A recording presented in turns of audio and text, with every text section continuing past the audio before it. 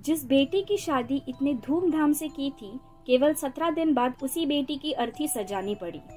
उस नई नवेली दुल्हन को दर्दनाक मौत के घाट उतारने वाला और कोई नहीं बल्कि उसका खुद का पति था। अब उसके पति ने यह हैवानियत भरा काम किस लिए किया, क्यों किया, आइए जानते हैं आगे की कहानी।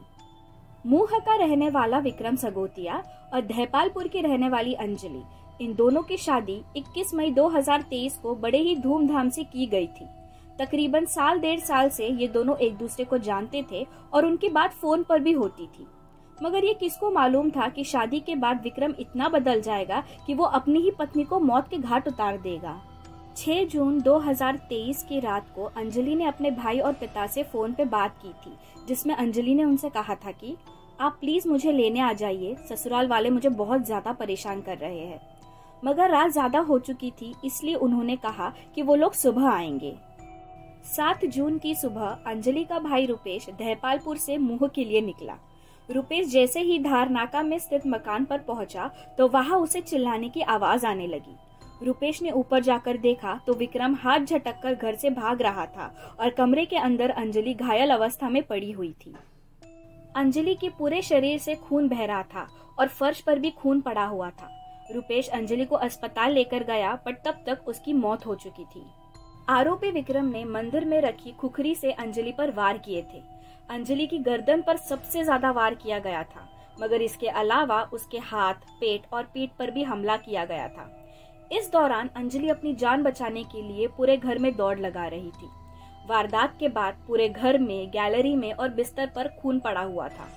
सिविल अस्पताल के एक डॉक्टर के अनुसार आरोपी विक्रम ने अपनी पत्नी अंजलि पर 10 से भी अधिक वार किए थे। हमले में आरोपी विक्रम के हाथ और पेट में चोट लगी थी, जिसके कारण उसे अस्पताल में भर्ती किया गया था। अंजलि के चाचा ओम प्रकाश यादव ने बताया कि शादी के एक दिन पहले विक्रम के पिता उनके घर आए थे और उन्होंने कहा कि ये शादी नहीं हो सकती जब तक दहेज में आप हमें 2 लाख रुपए ना दे दे। ये सुनने के बाद उन्होंने विक्रम के पिता से एक दिन की मोहलत मांगी ताकि वो पैसों का इंतजाम कर सके।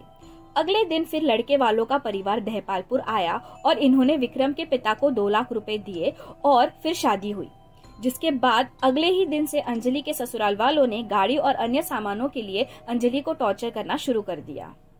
आरोपी विक्रम का भाई अजय ने कहा कि हत्या का कारण दहेज नहीं है बल्कि विक्रम की मानसिक स्थिति है। अजय ने कहा कि अंजलि के पिता ने विक्रम और उसके परिवार पर दहेज का गलत इल्जाम लगाया है। अजय ने बताया कि विक्रम का मानसिक संतुलन ठीक नहीं था, जिसके कारण वो साइकाइट्रिस्ट के पास अपना इलाज भी करा रहा था, वो भी तकरीबन 2 महीनों से, जिसके चलते ही शायद उसने ये हत्या की। अंजलि के भाई रुपेश ने बताया कि उनको विक्रम के मानसिक स्थिति के बारे में कोई जानकारी नहीं थी।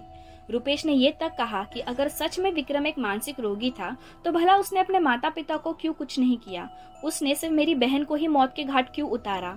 रुपेश ने बताया कि विक्रम और उसका पूरा परिवार दहेज के लिए ही अंजलि को सता रहे थे। इंदौर में 7 जून को पत्नी की खुखरी से हत्या करने वाला आरोपी विक्रम सगोतिया अब पुलिस की गिरफ्त में है। आरोपी विक्रम सगोतिया ने पुलिस को ये बयान दिया कि वो ये शादी करना ही नहीं चाहता था। घर वालों के दबाव में आकर उसने ये शादी की थी।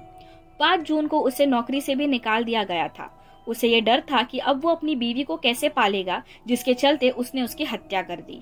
धैपालपुर की अंजलि यादव की हत्या के विरोध और मासूम को न्याय दिलाने के लिए लोगों ने कैंडल मार्च तक निकाला।